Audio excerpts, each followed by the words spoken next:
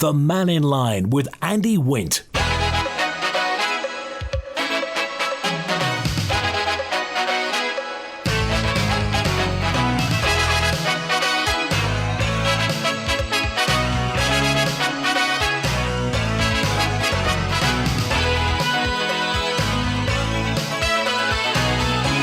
First of all, good afternoon. Welcome to Mannin Line on Manx Radio. Open line through until 1 today.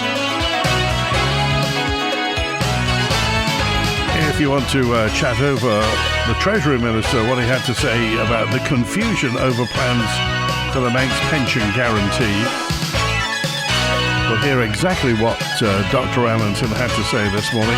Oh, and by the way, after the budget later on this month, Dr. Allenson will be on Mannin Line on Wednesday the 26th.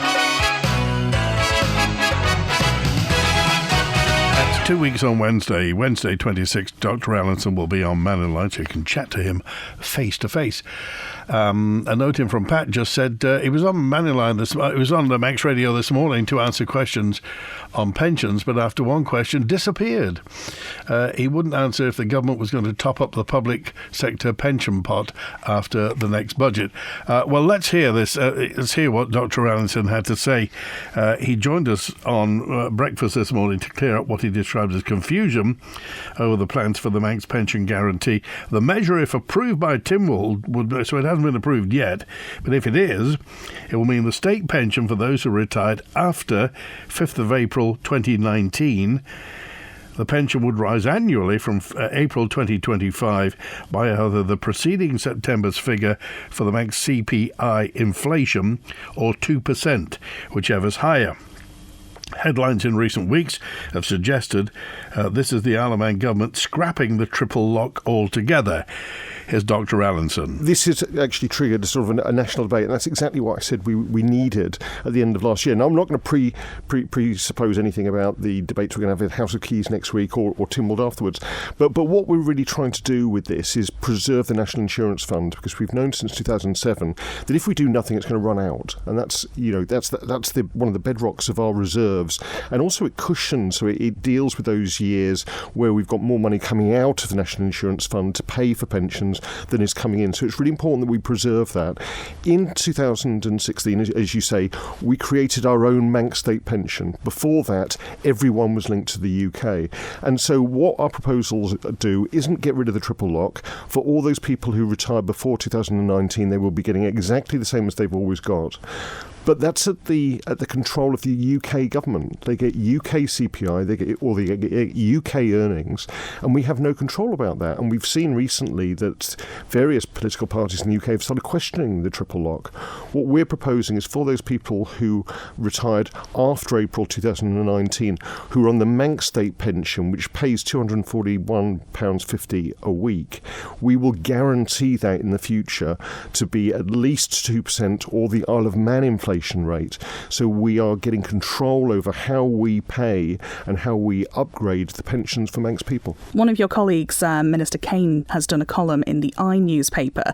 The headline that they've put on it, "I'm glad we scrapped the triple lock." Their subhead mentions the pledge has been scrapped. That's obviously not quite in line with what you're saying. Do articles like this cause a bit of confusion for the public? They do, and that's I've tried to address some of the claims made in the UK press and by UK media that we're scrapping the triple lock. I said we are not scrapping the triple lock. What we're doing is absolutely honouring the pledge to those pensioners before 2019 that we will carry on. Their pensions are very intricately lined up with the UK, and we actually get pension settlement from the UK each year to pay some of the NI that they paid into the UK system. So that's absolutely correct. But for those pensioners past 2019, we want to guarantee that we and Tim will decide how much extra they get every single year, and we'll guarantee that going forward. So we are not getting rid of the triple lock. We are not raiding the NI fund. We are trying to preserve the NI fund and also guarantee that all pensioners, whichever scheme they're on, can actually have their pensions upgraded, and we have a national insurance fund going into the future that will fund that properly. Okay, does that make sense to you? If you're one of the people involved, how do you feel about this? Obviously, and it's been mentioned many times, not only have we got no money nowadays, but this could run out. the National Insurance Fund, which forecasts suggest will be gone, depleted by 2047. Now, this is going to affect 6,000 people. So the triple lock assures pensions will rise annually by inflation, average earnings, or 2.5%, depending on which is higher. And it's linked to that reciprocal agreement with the UK.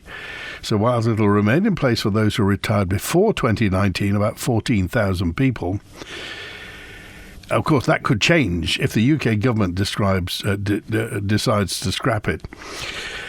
So it's simple, but it's complicated, isn't it? I mean, it's simple in that it's money that we don't have, and we have to maintain that National Insurance Fund for the future, as Dr. Allinson said.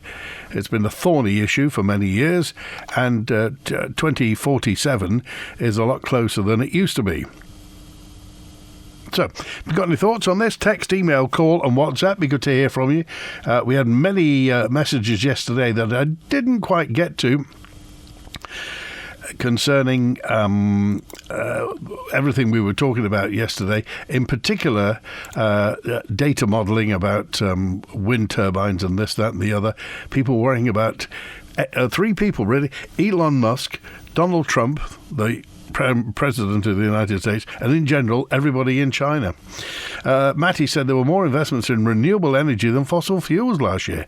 Got the pictures? Have you got the figures for me? China, India, Pakistan are all going big into renewable energy, says Matty. And good to know that Wilf's on the mend. You can't keep a good man down, says Victoria. Thank you for that. It's good to hear from you. We're hoping that Wilf will be out of hospital soon and back reigning in Ramsey. Manx Care need improvement officers as Nobles was failing modern inspections, say George. This is the fact that Manx Care now have improvement officers. 2 of them to make sure that it happens. The scaffolding outside the old tram building is a disgrace, says Ian. That new business is opened by that building and government's done nothing regarding that building and the scaffolding outside. If it were privately owned, the government will be chasing the owners. But as it's a government-owned building, of course, nothing is being done. It's a disgrace, I think, the scaffolding outside the old tram building. The 2 doctors that were on the radio a few Sundays ago told a different story about Manx Care and the Department of Health. I think I'd believe what doctors say, and it did sound like it's broken and not working, unlike the Minister and Manx Care and the Chief Exec, what they were spinning yesterday. Everybody's got an opinion. Thank you, 980, regarding Manx Care. And again, I stress, we're in the middle. We are the patients. We are the people who pay for it. And it's normally Manx Care's an impulse buy, isn't it? It's something you need when you need it. So, where do we go from here? Everything is about money, isn't it, nowadays? Everything. Manx Care needs more money, hasn't got the money. The pension fund needs to bolster the funds, hasn't got the money. The money has to come from anywhere. Oh, and a note in from 572. Why does the Isle of Man continue blinkered down the route of wind turbines when there's so much evidence of their damage to the environment?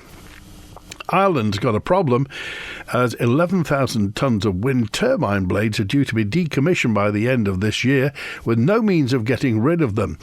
And we in the Isle of Man think it's a good idea to start erecting them. RTE News said this. Why can't we learn from other jurisdictions' experience, says 572. And again, all platforms report all flaring figures on a daily basis. Donald, we were talking about flare stacks and the fact that on new gas rigs, they don't, or they kind of recycle the flare stacks. Anyway, usually on pilot gas to keep the flare available for emergency shutdown. Any flaring by Burlington was during a well test, unable to recover the gas, says Donald. Yes, apparently when Burlington Energy were doing that test off the Isle of Man 20-odd years ago, I think it was, wasn't it? I don't know that apparently the calorific value of the gas wasn't up to scratch. But that's just a hearsay. Is there a plan to clear the plantations? Does anybody know? Says 508. Ballacamine Road in Douglas was in a very bad state for ages. Potholes, road service breaking up, poor state of affairs when you consider that ambulances use that road when going to emergency calls. I complained to my MHKs and thankfully the road's now been resurfaced, but I think it took way too long. Thank you, Charles.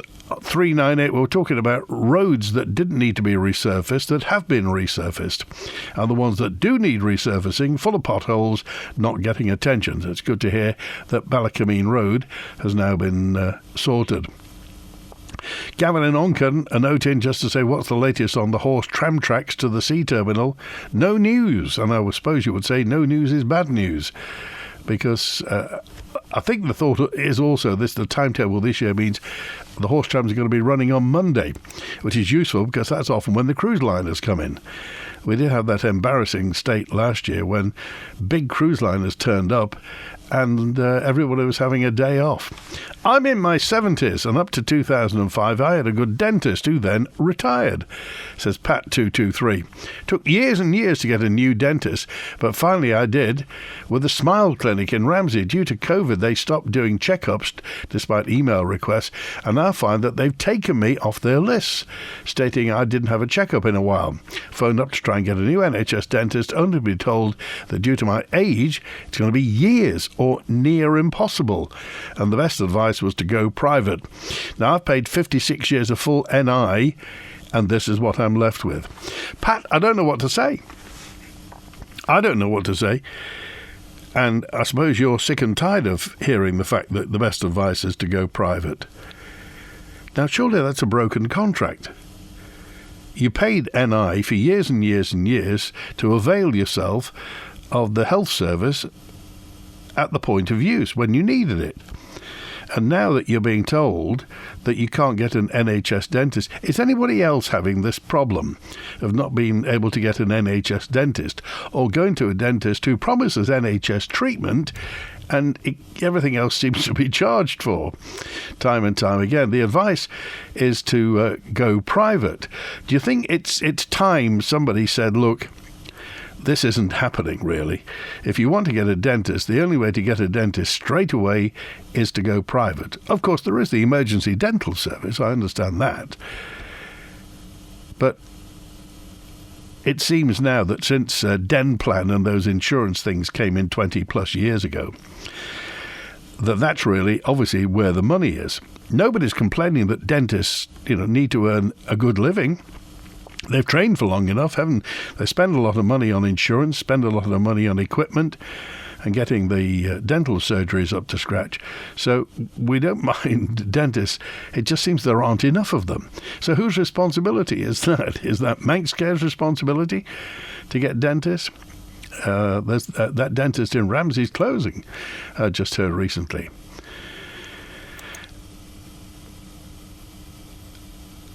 I think that's rubbish regarding solar panels and the Northern Hemisphere. They work spot on as they are photovoltaic cells which work best in ambient temperatures from 0 to 22 Celsius. And full sun wasn't required as they can overheat. Is that so? Thank you, Simon. Well, there was a survey, and it was a worldwide survey that said the Northern Hemisphere, and particularly above our particular position, isn't very good. Sweden's not very good. Well, of course, in Sweden, half the year it's dark. From the back end of September to April, half of Sweden's in darkness for 22 hours of the day. Ditto Finland, ditto Norway. So there we are. Obviously, solar panels are going to work a lot better in places like Turkey as you get closer to the equator. But there we are. Right. Julie Edge has been talking about the pension as well. On Onken MHK says she's got concerns about whether these proposed changes to the island's pension triple lock comply with the Equality Act. Julie Edge MHK set to bring a motion to the House of Keys next week in a bid to separate the proposed changes from the rest of the budget process.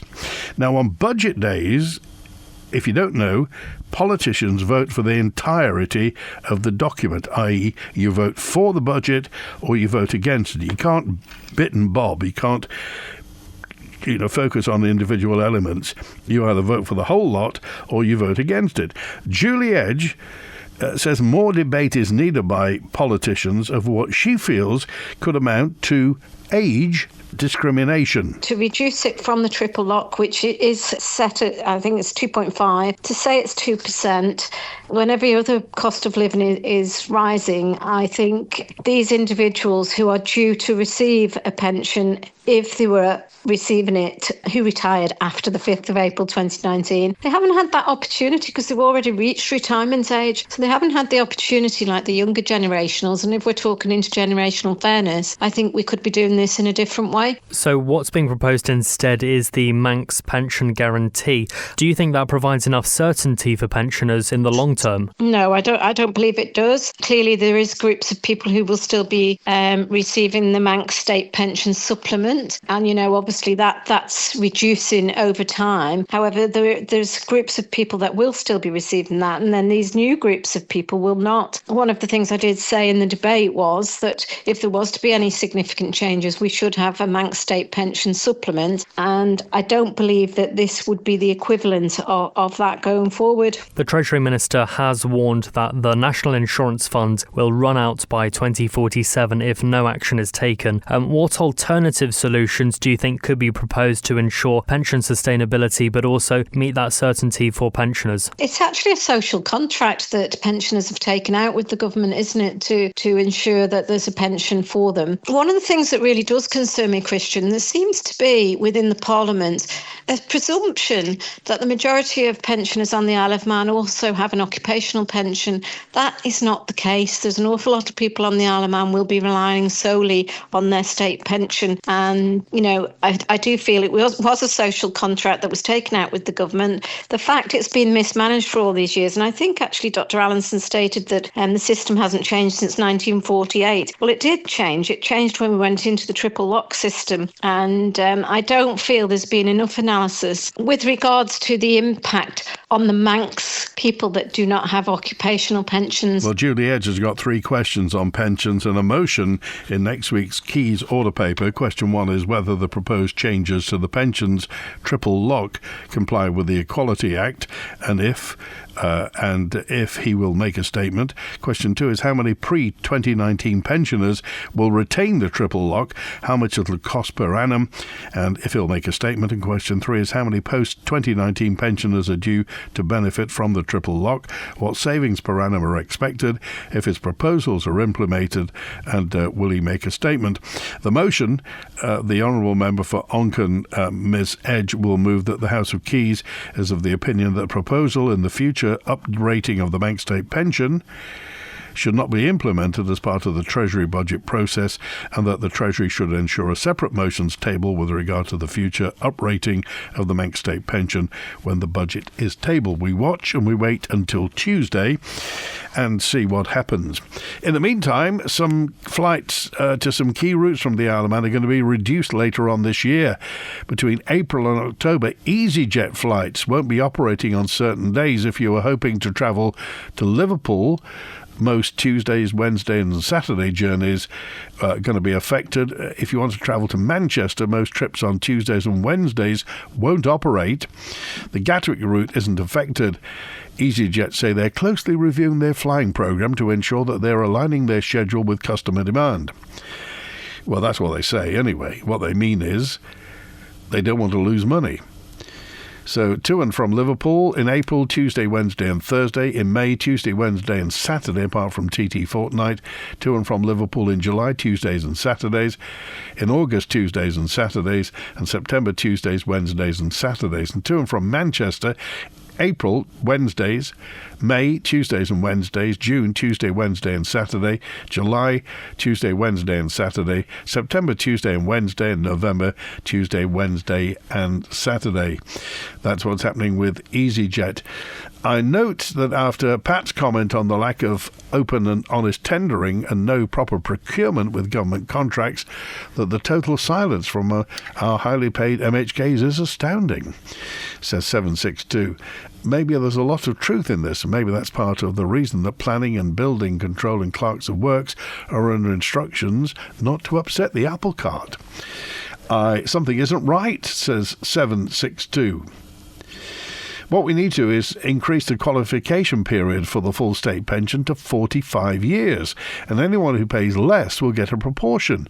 30 years isn't enough, says 404. A message in that just regarding those dirty windows we were talking about yesterday.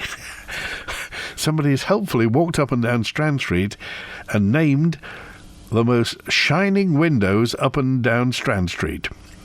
Shall I do that? I'll do a top 10 later on. 680, this is an anonymous contribution from 680, who just says, get rid of the horse trams. They think they're sad and cruel, says 680.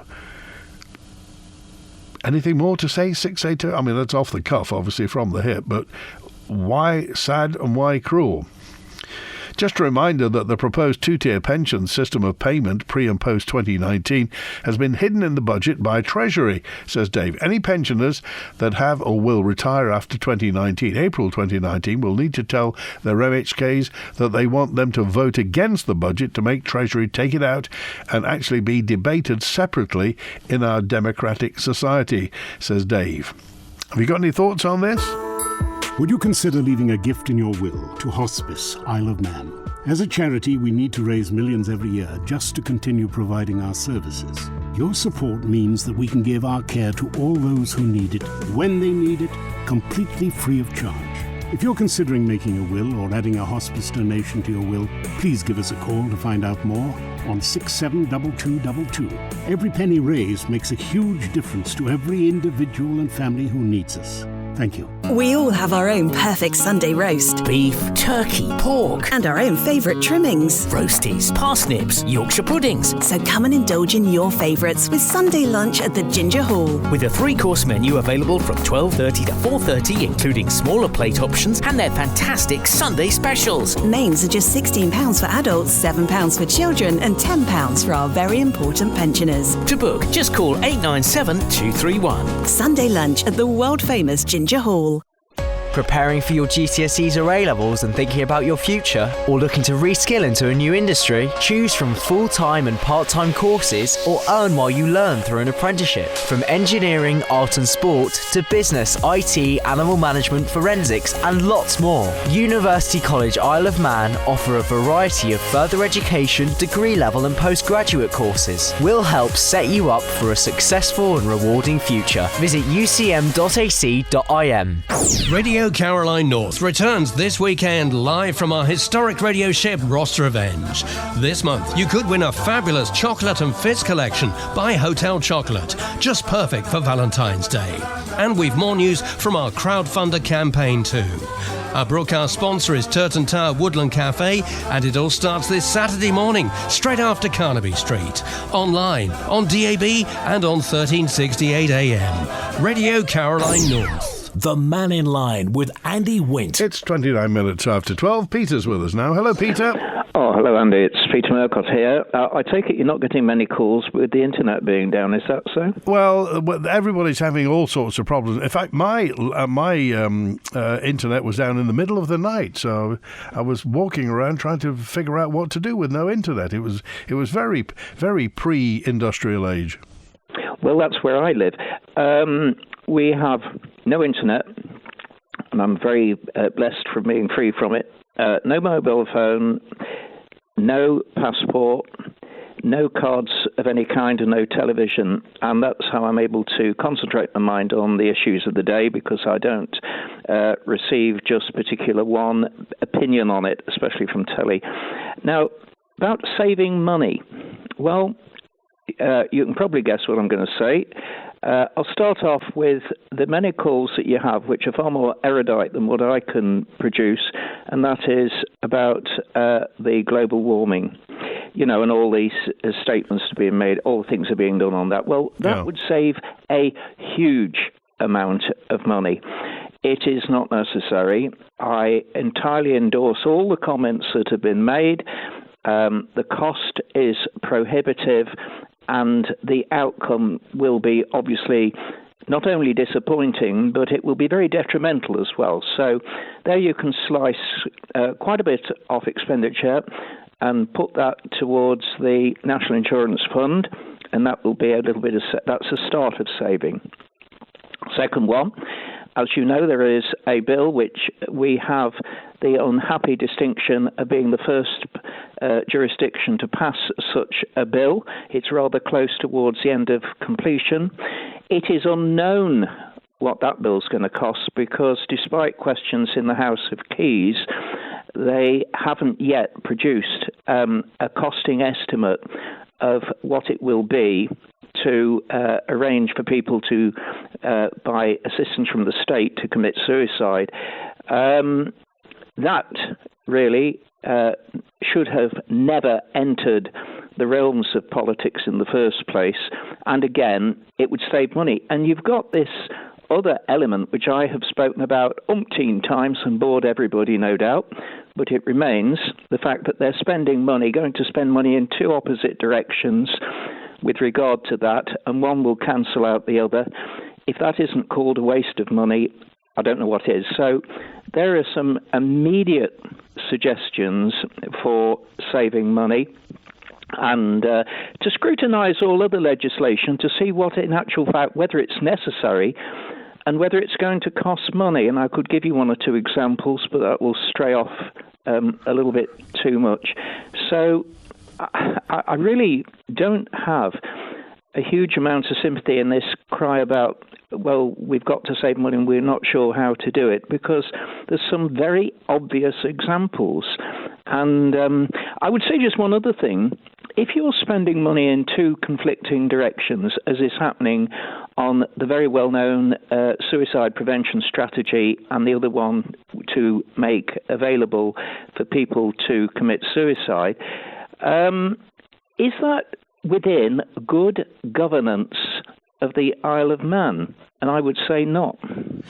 I mean, the people who advocate for they call it the assisted dying bill. Mm-hmm. They say that the nuance to them is apparent. I don't know quite what you mean, Andy. You're a very good broadcaster, and you're ahead of me there. No, it's just that. What do they say?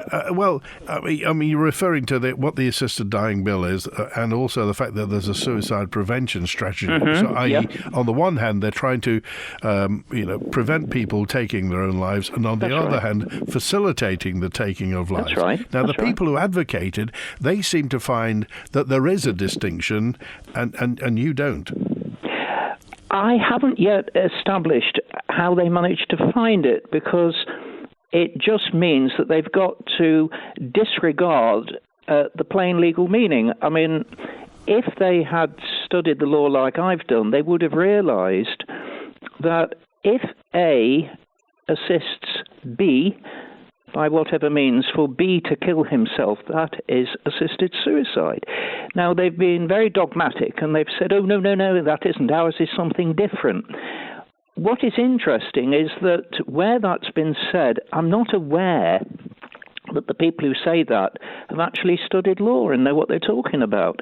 And so it's almost like, as it says in Alice in Wonderland, where the king says, when I use a word, I make it mean what I want it to mean.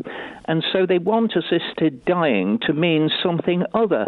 But I'm afraid in actual fact, in reality, they are just turning their backs on what the actual legal position is. I know I've had this all the way through, but I'm going to keep saying it, because if there isn't another truth of the matter, this is the only truth of the matter, you're not going to reach out for another one just to have a change of tone, because there isn't another one. There's no other answer. They're spending money in two self-defeating ways. That is commonly called a waste of money, a disgraceful waste of money. Leave aside the ethical questions. And if they want to save money because they're running out of it, well, I'm suggesting how they can start. And the other point is, as I've already said, they don't even know how much money this bill is going to cost. They haven't even done the costings. Now, I believe in Britain, one of the first things that they've done is to try and estimate what the cost will be before they've even introduced the bill. It seems to me that there's something missing with regard to the procedures in the Isle of Man. Okay, right. Well, very clearly put, Peter. We appreciate it. Yeah, thanks, Andy. Have a good weekend. Yeah, and you. Thank you. Bye-bye. Now, 24 minutes before 1. NHS dental waiting list on the Isle of Man is over 6,000, says Mark, and many of whom are children. That came out in the news, didn't it, a couple of days ago? It's a ticking time bomb. Really, you need to have children getting the very best dental care possible, obviously, to prevent the loss of teeth, tooth decay and caries and what have you, and subsequently, obviously, ill health with having a mouth full of decaying teeth. Grovemount Dental Practice has announced they're about to close their doors to all NHS patients, so a lot of people will be affected in Ramsey if you're NHS at Grovemount. That time bomb is ticking. Politicians should look very closely at the published Manx Care delivery plans and reports on the website, and will all soon conclude that Manx Care has indeed failed, says G. Well, thank you, G, for raising that. This is something that has been mentioned darkly, aside, stage left, in that some people are suggesting it's time to just cut and run and to get rid of Manx Care and to go back to the DHSC, really, because we had the experiment, the Jonathan Michaels report, and obviously we're in the situation now where costs are running away. Somebody somewhere must have known that costs were going to rise, but they're just running away with it, and it just seems that it's a money pit that we have to throw money in. Now, aside of that, obviously, Manx Care's job is to do good things, and is full of good people. So when good people do good things, you're tempted just to throw money at something because, good people doing good things, well, that's good. However, there has to be a limit. There has to be a limit as to how much money, how many resources you can throw towards those good people doing good things. And who's going to be the person who says that? Which politician is going to say enough is enough? It's all right saying you paid NI all your life, but to whom? Is it the UK or is it the Manx Treasury, says this correspondent. I think we're missing out on a great money-making scheme. Take all the old windmill blades and use them for landfill. I think it wouldn't take long to build a bridge across to England. The problems that would solve, says Des. But the problems it would cause, Des. I was taken off a dental list, but they can go away if they tell me to do private. Shame on the government, says Jeff. Well, that's happening to lots of people, Jeff. They're saying, off you go, off the list, and then, well, there we are. Private is the only answer, unless you want to sit and not have any dental care.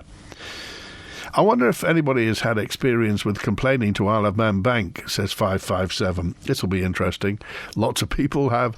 I can't go into it much, but I strongly feel that they've been highly negligent. I've got strong evidence. I've complained to Isle of Man Bank. They say they carried out an investigation. I strongly dispute their findings, which I've told them. They came back and informed me, case closed. We're talking 6 figures that they've hung me for. Anyone got any suggestions? Due to the amount lost, I don't have any money to go to the lawyers, says 557. Anybody got any ideas as to how to do this? Thank you, Graham. I got your message. Which email are you referring to? Sadly, when we go private, it pushes those who can't afford to do so they end up at the back of the queue. Most of the medics and dentists working for the NHS are the same people who do private work. I need some medical work done, but I can't afford to go private, but I can't help thinking that I'd be taking the place of somebody who cannot afford to go private, so I'm going to wait my turn. I hope that I don't die first, says Daphne. Well, fingers crossed, Daphne. Betty's with us now. Hi, Betty. Hi, Andrew. I just have one thing to say. Yeah. Peter said that he wasn't going to talk about assisted dying again, but he has. He was talking about saving money. He didn't refer specifically to it. That came out later. He was talking about how to save money. He said that by having a suicide prevention strategy, we're pulling at both ends of the rope, really, with an assisted dying bill at one end and a suicide prevention at the other. I think that was his point. Yes, but he still did refer at the end to assisted dying. Well, so I think we can forgive him, can't we, Betty? I'm not sure. Anyway, he obviously hasn't seen people in agony dying. I used to be a nurse, so I have, and plus my own husband.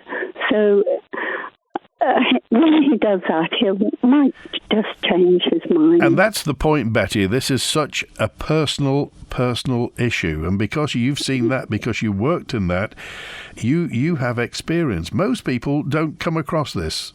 Most people aren't face to face with life and death on a daily basis, and it's something that when they do see it for the first time, they're horrified by it. Yes. And my husband did have morphine and so on, but it didn't really do the trick in the end. Okay, all right, Betty. Hey, thanks for calling. Have a good weekend. And you, Andy. And you. I think there should be an alignment, says Dean in sunny Laxey. I think there should be an alignment with the UK equivalent for an NHS surcharge to be levied on workers coming to the Isle of Man. Obviously not retrospectively. There could be a charge levied on those individuals who retire here. As quite often they'll have paid their national insurance in the UK, but will be using Manx care for health issues, which undoubtedly will be more costly as their age increases and health deteriorates over time, says Dean. Looking and listening to the financial figures of the Isle of Man, we're in what can only be described as drastic times, and this calls for a complete overhaul of our political system. Slimming down the number of MHKs, half of them perhaps, will save a considerable amount of taxpayers' money concerned, says Big John in Ramsey. It's been mentioned many times. However, Tynwald is one of our proudest assets to have our own parliament. Remember, we're not part of the UK. Never have been part of the UK, so we have a proud tradition of our own parliament, of Tynwald. Would you want to slim that down? Funny how it seems perfectly acceptable to go private for dentists, but mention the same thing for doctors and the public has a meltdown, says Mark on WhatsApp. But then again, Mark, lots of people do have private cover in the salary package, don't they? So there is a lot of privacy. And really, when you look at it, the NHS, the only thing that's everything in the NHS is private. Everybody gets paid. Manx Care pay the going rate, don't they, for fuel, electricity, for the ambulances that they buy, for the drugs that they buy, for the bandages, for all the fixtures and fitting. They pay all their staff, they pay their consultants, they pay the nurses. The only thing that's nationalised is the patient. Everything else has to be bought and paid for, doesn't it? It's just that it comes out of taxation of NI. So, you got any thoughts? Look at that time. It's 16 minutes to 1 now. This winter, don't let your savings hibernate. Watch them thrive at Skipton International Guernsey. Our savings accounts are here to help you reach your goals, no matter what the season. With outstanding customer service and a range of options, whether it's easy access, notice, or fixed-rate bonds, you'll find the perfect fit to make your savings shine. Skipton International, helping your savings grow all year round. For details on all of Skipton's savings products, call 01481 730 730 or visit skiptoninternational.com today. Skipton International is licensed to take deposits by the GFSC and is a participant in the Guernsey Banking Deposit Compensation Scheme. See dcs.gg. Spectrum Windows. If your house needs a new look and your windows let in rain, keep those cold breezes out and make it look like new again. Spectrum Windows, Spectrum Windows. Quality through and through. Great work guaranteed to you. Spectrum Windows, Spectrum Windows. Spectrum Windows. Bright headlights on the road can hold you back. Holmes & Davidson Opticians present an advanced solution, our cutting-edge road lens coating. Significantly reducing glare, clarity is enhanced, driving confidence elevated. Experience safer and more confident vision. Trust Holmes & Davidson Opticians to keep you safer on the roads. Book your consultation today at holmesanddavidsonopticians.co.uk or call 676 230. This Sunday is National Pizza Day, and here at Manx Radio we're giving you the chance to win a £30 pizza voucher to spend at Paramount City. You could be one of 3 lucky winners to enjoy delicious pizza at one of the island's hottest new pizzerias. To win, listen out across the weekend and take part in our pizza quiz question. And then join us on Monday to find out if you're one of the 3 lucky winners. Celebrate National Pizza Day with Paramount City and your nation station, Manx Radio. The Mannin Line with Andy Wint. Paul's with us now. Hello, Paul. Hello, Andy. I hope you're well. Very well, thanks. Just giving a call because you were quoting from a message from somebody who had a dispute with a bank and thought it hadn't been satisfactorily resolved. I mean, the island has got a Financial Services Ombudsman scheme, which doesn't cover business customers, but if it's a personal issue, they could go to the Ombudsman. It's run by the OFT. And there's details on the web, or you can call 686 500. 686, and that's the OFT, is it? 686 500? Yeah, it's in the OFT. Okay, and so this is the Financial Services Ombudsman, yeah? Yeah. So they this is how they describe it on their site. They say the Ombudsman scheme is a free, independent dispute resolution service for customers with a complaint against an Isle of Man financial firm, such as a bank, insurance company, or financial advisor, which the firm has been unable to resolve. Okay. It goes on to say the scheme doesn't act as a regulator or consumer champion, nor does it favour the interests of either party. The role of the scheme is to settle disputes impartially and to make what we believe is a fair and balanced decision based on the facts of each case.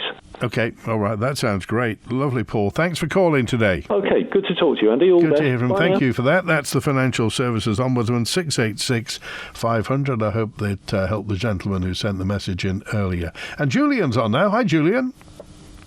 Hi, Andy. It seems a bit quiet. I wonder if people are relying on landlines and we've moved for fibre, I wonder if that's part of the problem, that people can't really ring in on a landline at the moment if the internet's off. Because with the old copper, you just pick up the phone and it wouldn't matter even if the power was off, because it was run from battery backup in Dalton Street and in Douglas. Well, this lets me off the hook, you see.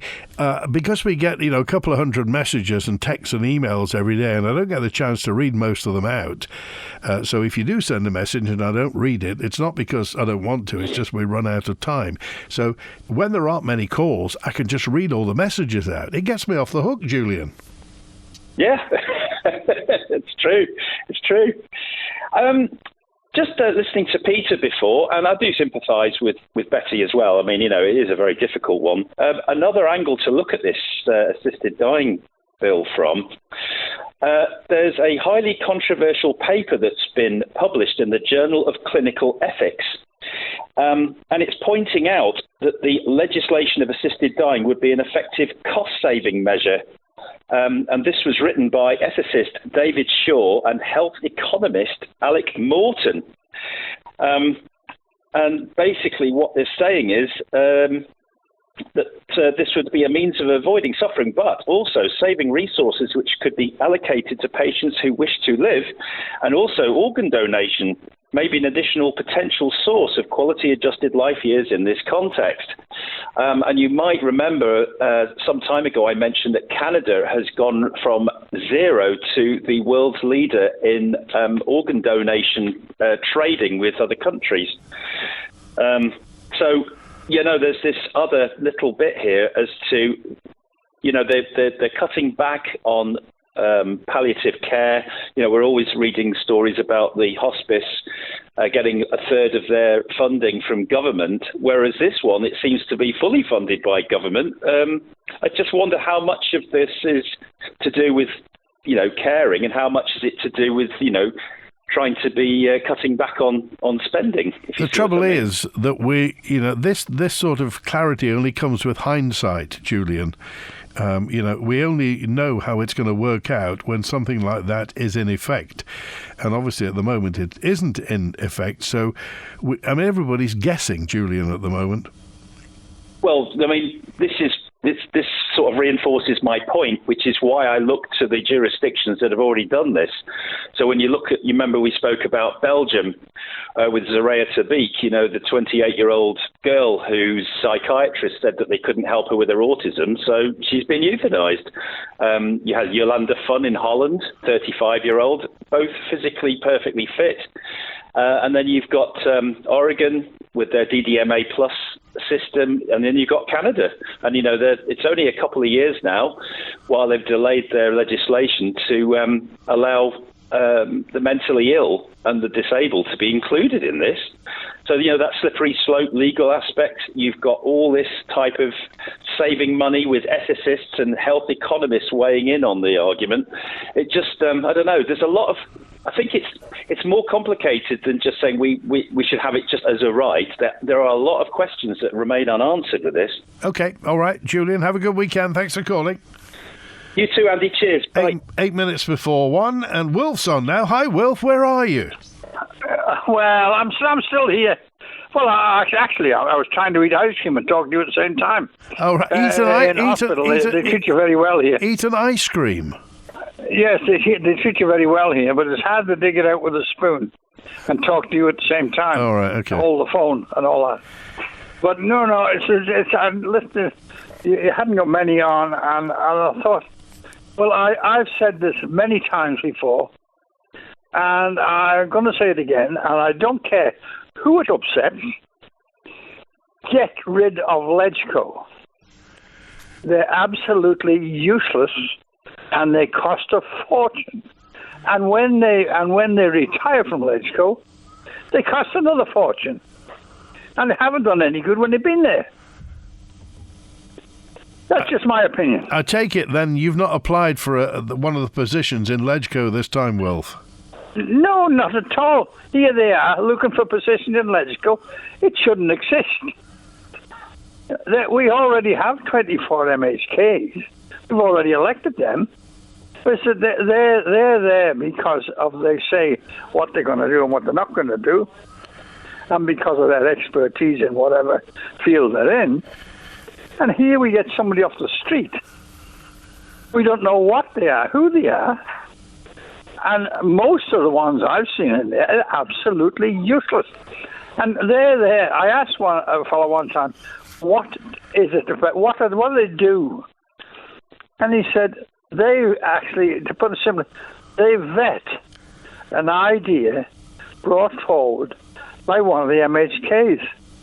And we'll say, no, we don't like that. No, we won't pass that. That's no good. So what use is that? I mean, it's crazy as far as I'm concerned. It costs millions to keep that lot. Get rid of them. All right. Wilf, what flavour's your ice cream, by the way? Davidson's the white stuff. That's fine. Non-final. Yeah, I don't like that out-coloured book. All right. Have a good weekend, Will. Thanks for calling. Okay. That's our Nobles correspondent weighing in today, 5-1. The pension should be means tested. If you don't have a private pension, then you get the triple lock pension. If you do, you get the lower pension, says 653. Can one of the ministers explain how these pensions work? Your husband and wife pass away just before they retire, and they've paid in fully for an old age pension, but it dies with you, and the widow's pension you only get for 16 months. So does that mean that when you're not a widow, the island needs a shake-up? I think it's unfair. They didn't ask to die. Nothing is ever explained by anybody, says 425. Somebody at Manx Radio tried to book a flight and only just realised EasyJet have reduced their timetable. No, they've just done it. The new timetable was released in November 24th, says Bill. Because of the fumes of cars and noise and people pulling people along, that shouldn't be happening nowadays. Yes, in the past there weren't any noisy petrol fumes from cars. I think it's very... Oh, this is the... horse trams. You think it's cruel because of the fumes of the cars and pulling people along. It's very cruel, says Yvette. Well, certainly, I mean, the vehicles nowadays emit far less fumes than they used to. And lots of them, they're electric, of course. Anyway, just to think, finally, a politician for the people, says 376. Julie Edge, a politician for the people. We'll see what happens on Tuesday with Julie. I agree with Wilf, says this correspondent. The question arises, will the government be capping other benefit increases, or is it just the old age pension, which ironically is the benefit that most people have funded over their working lives? People who retired at 2019 are 71, so how much longer do they think they're going to live? Says Desmond. Well, actually, what's the average age nowadays? It's late 70s, isn't it? Into the 80s. And horses belong in a field, says 680. Yes. Doing what in a field, though, precisely? Running?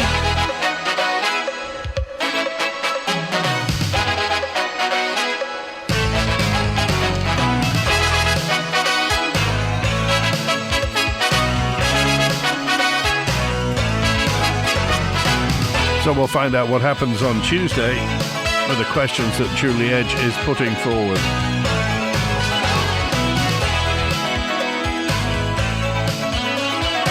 Didn't even get to the new boat that's going to be in the bay later this year. Douglas RNLI have got a replacement lifeboat as the current vessel nears the end of its life. That was a message in from Barry who wanted to bring that up. So whatever you're doing this weekend, whether you're taking up yoga, learning a new language, hitting the gym, learning to meditate, cycling around, whatever you're doing, have a great weekend. We're back with an open line on Monday. Thanks to Chris on the phones today.